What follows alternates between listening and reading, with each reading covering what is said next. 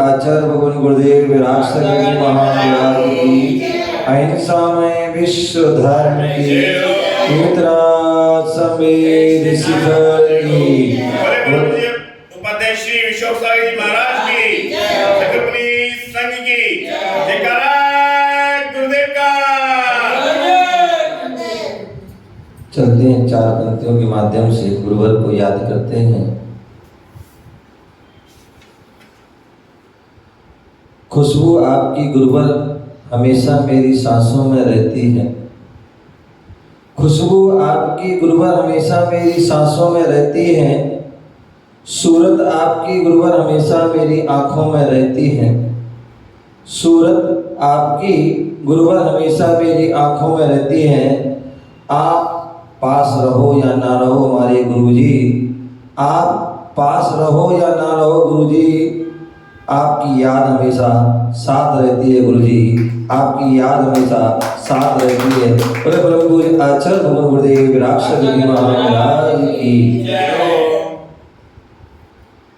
गुरु शरण में आना है, सोया भाग्य जगाना है। गुरु शरण में आना है, सोया भाग्य जगाना है। गुरु शरण में आना है, सोया भाग्य जगाना है। गुरु शरण में आना है, सोया भाग्य जगाना है। किस्मत को चमकाना है, किस्मत को चमकाना है। किस्मत को चमकाना है, किस्मत को चमकाना है। गुरु बिन ज्ञान नहीं मिलता, गुरु बिन ध्यान नहीं मिलता। गुरु बिन ज्ञान नहीं मिलता, गुरु बिन ध्यान नहीं मिलता। गुरु बिन ज्ञान नहीं मिलता, गुरु बिन ध्यान नहीं फलता। गुरु बिन ज्ञान नहीं मिलता, गुरु बिन ध्यान नहीं फलता। मिट्टी का गुरु भी ओ मिट्टी का गुरु भी विद्या सिखलाए रे। जीवन है पानी की बूंद तब मिट जाए रे। जीवन है पानी की बूंद तब मिट जाए रे। होनी अनहोनी ओ होनी अनहोनी कब क्या घट जाए रे। जीवन है पानी की बूंद तब मिट जाए रे। जीवन है पानी की बूंद तब मिट जाए रे। दुनिया इनकी दीवानी है, इनसे ही जिंदगानी है। दुनिया इनकी दीवानी है, इनसे ही जिंदगानी है। दुनिया इनकी दीवानी है, इनसे ही जिंदगानी है। दुनिया इनकी दीवानी है, इनसे ही जिंदगानी है। हम पर इनकी मेहरबानी है, हम पर इनकी मेहरबानी है। इनकी मेहरबानी है, हम पर इनकी मेहरबानी है। ज्ञानी नहीं महाज्ञानी है, वाणी ही जिनवाणी है। ज्ञानी नहीं महाज्ञानी है, वाणी ही जिनवाणी है। ध्या करके हम भी ओ ध्या करके हम भी ध्यानी बन जाए रे।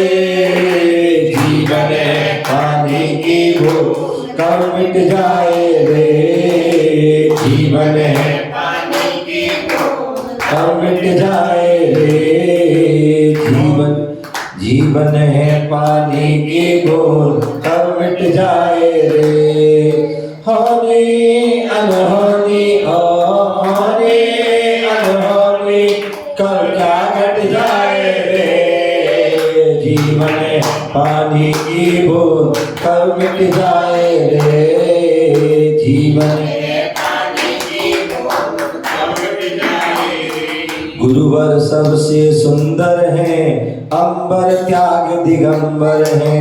गुरुवर सबसे सुंदर है, अंबर त्याग दिगंबर है। बसते सबके अंदर हैं,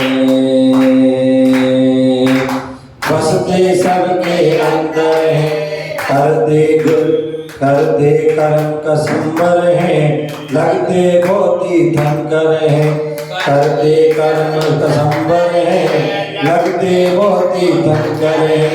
कर्म काट कर हम भी ओहो, कर्म काट कर हम भी तीर्थंकर बन जाए, जीवन में पानी की बूंद कब मिट जाए रे, जीवन में पानी की बूंद कब मिट जाए रे, जीवन में पानी की बूंद कब मिट जाए। होनी अनहोनी ओ होनी अनहोनी कब क्या घट जाए रे, जीवन में पानी की बूंद कब मिट जाए रे, जीवन में पानी की बूंद कब मिट जाए रे, जीवन है पानी की बूंद कब मिट जाए। बोले ब्रह्म पूजा आचार्य भगवान गुरुदेव श्री रामचंद्र जी महाराज की।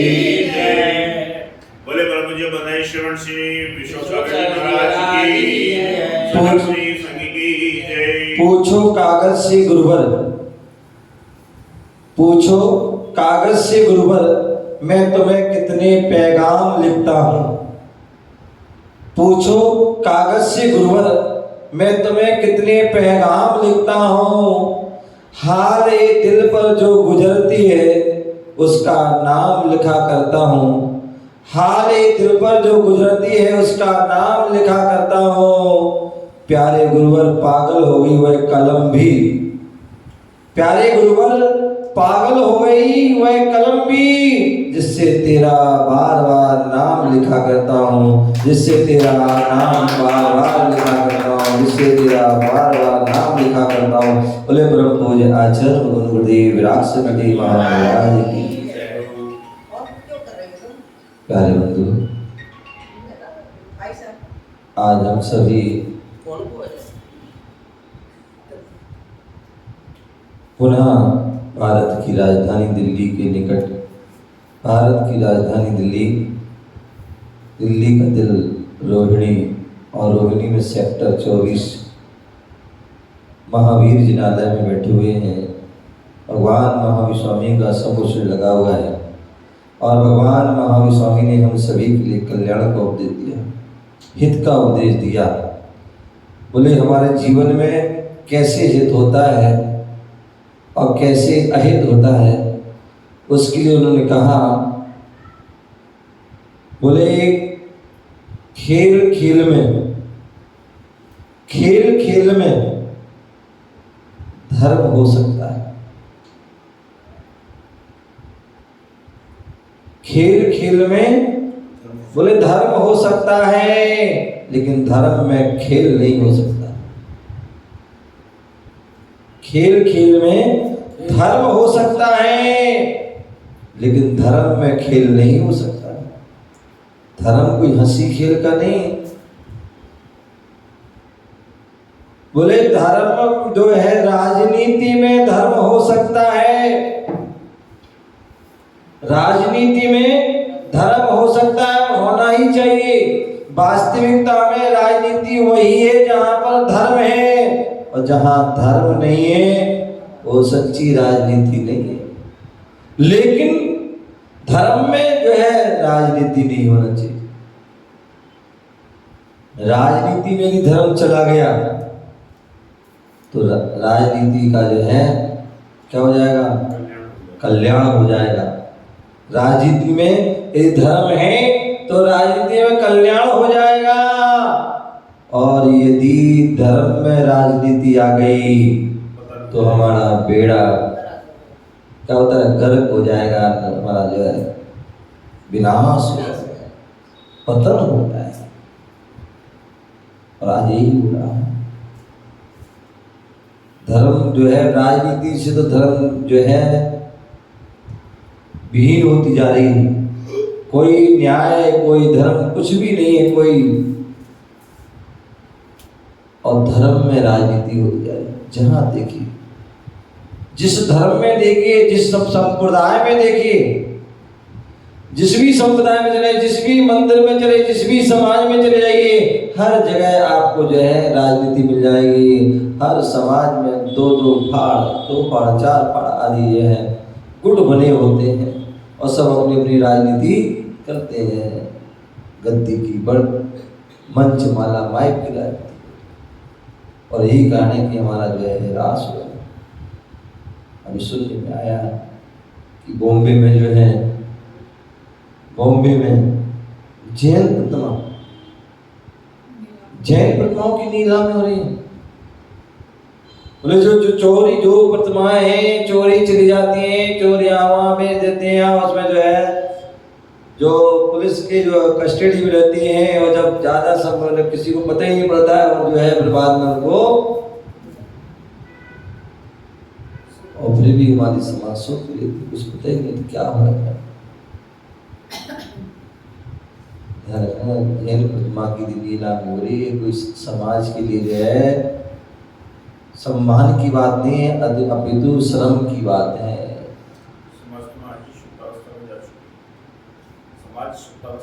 तो इसलिए जो है हमारा कर्तव्य है कि हम समाज को, हमारे जो विद्वान हैं, जो साधु संत हैं, गुरुजन हैं, वो समाज को जागृत करें, जगाएं।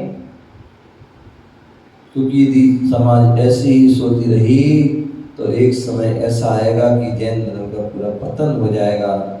सभी जैन धर्म के जितने भी मंदिर हैं, तीर्थ स्थान हैं, तीर्थ क्षेत्र हैं, धर्मशाला है, उनके आयतन हैं, जितने भी सभी पर जो है लोग कब्जा कर ले, हड़प जाए। तो मैं बता रहा था कि जो है राजनीति में धर्म हो, लेकिन धर्म में राजनीति ना हो। एक बार की घटना है, राजा के दरबार लगा हुआ था और दरबार में सभी सभाजन बैठे हुए थे और ऐसी चर्चा चल रही थी। और उस चर्चा में जो है ब्रह्म गुलाल की जो है चर्चा हो रही थी कि ब्रह्म गुलाल नाम का एक वैरूपिया है जो अनेक प्रकार के रूप बदलता है, और ऐसे रूप होशियारी से, ऐसी समझदारी से, इतनी जो है सूझबूझ से बदलता है, और इतनी जो है विवेक से, इतनी जो है इतनी मतलब जो पूरी वह रूप को धारण करता है कि कोई उसको समझ नहीं पाता कि ये सत्य है कि ये असत्य है, गलत है कि सही, ये नकल कर रहा है कि असल है, कोई समझ नहीं पाता। और सभी उसकी प्रशंसा करते। जैसी राजा ने सुना तो राजा को तो पहले तो मजाक लगी, तो नहीं ऐसी है, ऐसी घटना है, देखिए अच्छा ऐसी बात है तो उसको बुलाया जाए। क्या किया जाए? बोले बुलाया जाए उसको, और मैं उसके कर्तव्य को देखना चाहता हूँ, उसके रूप की विद्या को देखना चाहता हूँ। उसको बुलाया गया, ब्रह्म गुलाल भी बुलाया गया, और जो है राजा ने उससे कहा, भाई मैंने सुना है कि तुम रूप बदलते हो, ऐसा करते हो, ये करते हो, और कोई तुम्हें पहचान भी नहीं पाता, बड़ी जो है सूझबूझ से करते हो, बड़ी सावधानी से करते हो।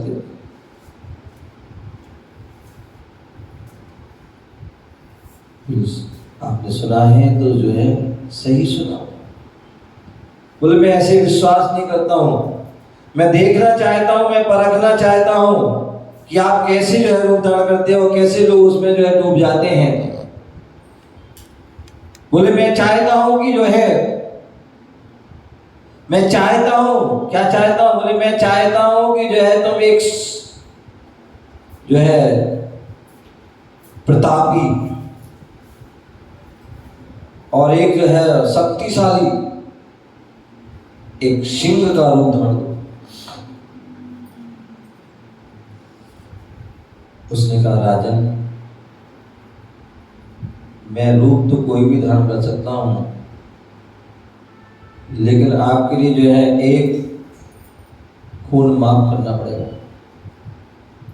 क्या करना पड़ेगा? एक खून माफ करना पड़ेगा, क्योंकि सिंह की पर्याय में आएंगे और जो है उस समय जो पूरा उसमें कुछ भी हो सकता है। उन्होंने कहा बहुत सोच विचार कर, ठीक है तो मैं एक खून माफ, सबके सामने उन्होंने बोल दिया ठीक है। और उन्होंने कहा कि आप जो है कुछ अगले दिन वो जो है एक प्रतापी, एक जो है तेजस्वी और एक बलशाली सिंह हो गया, और उसकी जो है आंखें और उसकी जो सारा एकदम, और ऐसी दहाड़ लगाते आया, ऐसे पंजे फटफटाते आया, और ऐसी सभा के निकट आया तो उसने यहाँ देखा वहाँ देखा, और वहाँ बगल में एक राजकुमार बैठा था लगा, और राजकुमार को उसने दबोच लिया। क्या कर लिया? राजकुमार को दबोच लिया और उसको पकड़ के ले गया, और उसको जो है पूरा स्वाहा हो गया। बहुत उसके लिए बचाने का प्रयास किया, बहुत उसको रोकने का, लेकिन वो अब जैसी वो हुआ तो हाहाकार मच गई सारे रनिवास में, सारे नगर में, सारे राज में हाहाकार मच गई।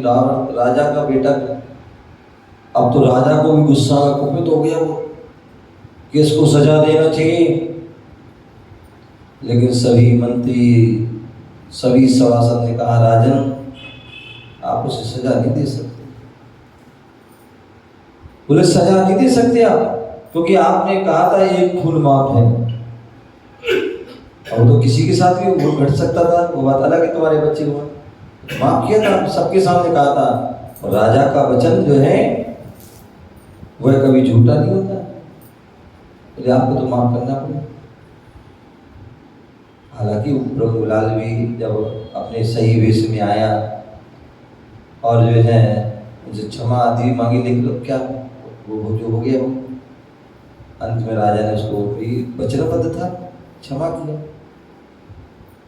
अब उसको लेकिन कुछ ना कुछ उसको जो है उसको कुछ तो करना ही था उसको। उसने कहा अच्छा, बहुत प्रशंसा की, हाँ भाई तुमने तो बहुत शेर का, लेकिन मुझे और एक मैं चाहता हूँ एक भेष और बनाओ। अभी तक तुमने बहुत सारे भेष बनाए, तुमने राजा का, प्रजा का, शेर का, इसका उसका बहुत सारा, सबका तारीफ की सभी ने। मैं चाहता हूँ कि अब जो है तुम एक भेष और बनाओ, और वो कौन सा भेष बनाओ? बोले बीतरागी जो है निर्गंत साधु का भेष। क्या? बोले बीतरागी नग्न मुद्रा का जो है भेष बनाओ, एक दिगंबर मुनि का भेष बनाओ, तब मैं जानूंगा, और तुम्हें विशेष पुरस्कार भी दिया जाएगा।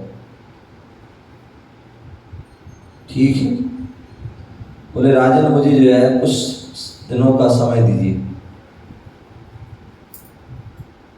कुछ दिनों का समय दीजिए, क्योंकि जो है मुनि का वेश धारण करना है, और मुनि का वेश धारण करना तो सारी उनकी चर्या आदि सारी पूरी जानना पड़ेगी, समझना पड़ेगी, उसकी अभ्यास करना। बोले राजा ने कहा ठीक, कितने दिन का समय? बोले मैं इतने दिन का समय, 15 दिन का समय। बोले ठीक है, दिया। और जैसी वह 15 दिन हुआ, 16वें दिन वो जो है दिगंबर भेष में जो है वहां आ गया। बड़ी जो है उनकी जो है बड़ी प्रशंसा होती आ रही है, अरे दिगंबर मुनि राजा है, बहुत जो है तपस्वी साधक आए हैं, बहुत महान ज्ञानी साधक आए हैं, और उनकी जो है पूरे राज्य ने उनकी अगवानी की, और बड़े उनके साथ सम्मान उनको लाया गया, राज में लाया, दरबार में लाया गया, बड़े सम्मान के साथ लाया, उनको उच्च स्थान दिया गया, और उनको जो है उनकी चर्या उनकी देख करके जो है उनको उपदेश आदि को भी कहा, उपदेश भी दिया, और उपदेश देने के बाद अपने जो है राजा खुश हो गया, प्रसन्न हो गया। बोले वाह ब्रह्मलाल, जैसे तुम्हारे बारे में जाना था, जैसा सुना था, वैसे तुम तो उससे भी बहुत बढ़कर हो, कोई कह ही नहीं सकता कि तुम नकली मुनि हो। बिल्कुल तुम तो जो है बिल्कुल सच्चे साधक लग रहे, सच्चे तपस्वी साधक, और चर्या में पूरी एक्यूरेट पूरी सारे मूल गुणों का पालन कर रहे हो, सारी जो चर्या कर रहे हो। बोले बहुत सुंदर, और मैं प्रसन्न हूँ, खुश हूँ। और उन्होंने जो है मंत्री आदि को बुला कर कहा, भाई इनको जो है एक जो है रत्नों का जो थाल दिया जाएंगे, और उनसे कहा कि जो अब तुम अपना जो भेष बदल के अपने जो सही भेष में आ जाओ, ओरिजिनल भेष में आओ, और ये आपके लिए पुरस्कार दिया जा रहा है। बोले राजन आप भूल रहे हैं, आप भूल रहे हैं, ये जो भेष है कोई और भेष नहीं है, ये निर्घंत भेष है, दिगंबर साधु का भेष है। और दिगंबर जो भेष है जिसमें कोई हंसी नहीं होती है, कोई खेल नहीं होता है कि कभी भी कपड़े उतार लो, कभी भी पहन लो, कभी फिर उतार लो, फिर पहन लो, फिर उतार लो, फिर पहन लो। एक बार यदि कपड़े उतर गए, एक बार इसको भेष धारण कर लिया, फिर वो चेंज नहीं होता है। और अब तो मैं जो है मुनि बन गया हूँ, अब मैंने जो भेष धारण कर लिया है, अब ये मैं भेष को छोड़ने वाला नहीं। क्यों कि आज तक जितने भेष हमने धारण किए उसमें उनमें इतना आनंद नहीं आया मुझे, इतना आनंद मुझे इसमें आ रहा है, परम आनंद आ रहा है, आत्मा का आनंद आ रहा है, आत्मा की जो है शुद्ध स्वरूप का आनंद आ रहा है, शुद्ध उपयोग में का ध्यान का लीन आ रहा है, आनंद आ रहा है।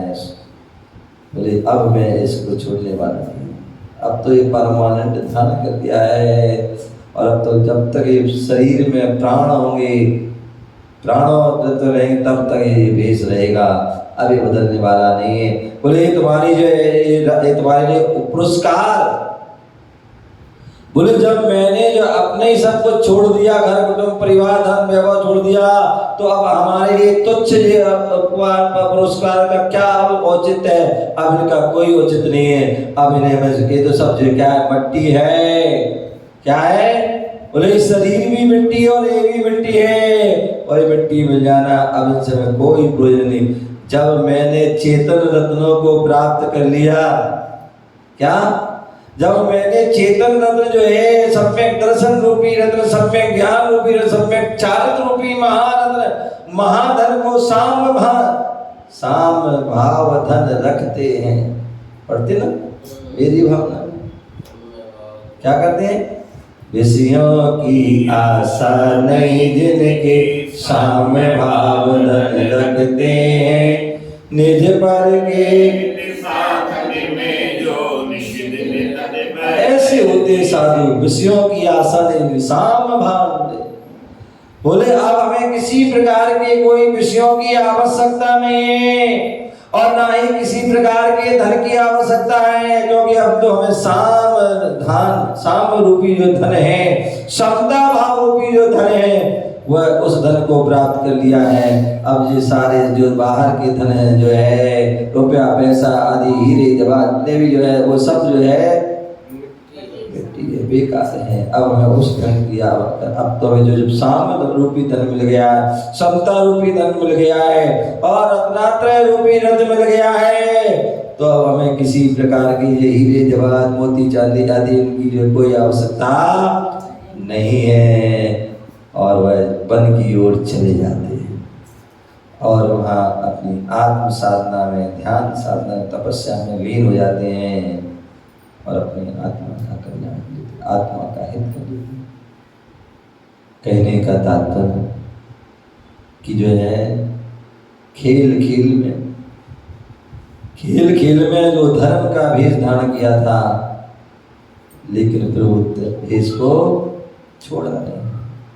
तो खेल में धर्म तो हो सकता है, लेकिन धर्म में खेल नहीं हो सकता है।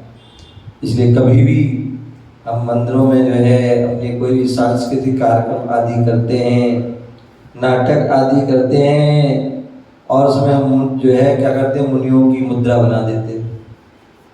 कभी भी जो है हमें पूरी रूप से निर्गंत मुद्रा वह नहीं बनाना चाहिए।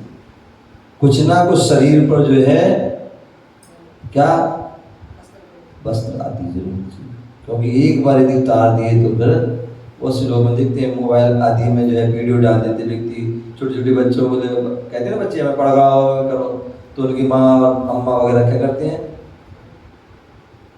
पढ़ाने लगते हैं, उनकी पूरी वो विधि करने लगते हैं। गलत है, क्या करते हैं, दोष लगता है। ये निर्गंत मुद्रा की जो है हंसी होती है। तो इसलिए जो हमारे ये विशाल मुद्रा इतनी महान मुद्रा है, इसमें कोई हंसी ऐसा कोई कार्य ना करें जिससे कि वह हंसी हो। जो जगत पूज्य है ऐसी वह जगत पूज्य भेष की थी, हम ही हंसी करेंगे तो अन्य तो फिर क्या करेंगे। तो इसलिए हमें अपने उस धर्म की हमें स्वयं रक्षा करना है। हमें इस वीतरागी मुद्रा की, वीतरागी धर्म वैरागियों की जो है स्वयं सम्मान करना है, स्वयं उनकी रक्षा करना है, तभी जो है अन्य लोग भी कर पाए। तो कहने का तात्पर्य कि धर्म में, खेल में धर्म हो सकता है लेकिन धर्म में खेल नहीं। बोले राजनीति में धर्म हो सकता है लेकिन धर्म में राजनीति नहीं होना चाहिए। यही आज का सबक है, यही आज का हमारा उद्देश्य है। उसे हमें अपने जीवन में धारण करें और अपने जीवन को सार्थक करें, महान बनाएं। ओम नमः सिद्धि। थारी मूर्ति निहारो विशो सागर गुरुदेव आज थारी आरती उतारो। नगर ललित पुर लियो है, नगर ललित पुर लियो है। मात कुसुम को धन्य कियो है, मात कुसुम को धन्य कियो है। ज्ञान चंद से लाल आज थारी आरती उतारो। विशो सागर गुरुदेव आज थारी आरती उतारो। आरती उतारो थारी मूर्ति निहारो, आरती उतारो थारी मूर्ति निहारो। विशो सागर गुरुदेव आज थारी आरती उतारो। ज्ञानी धानी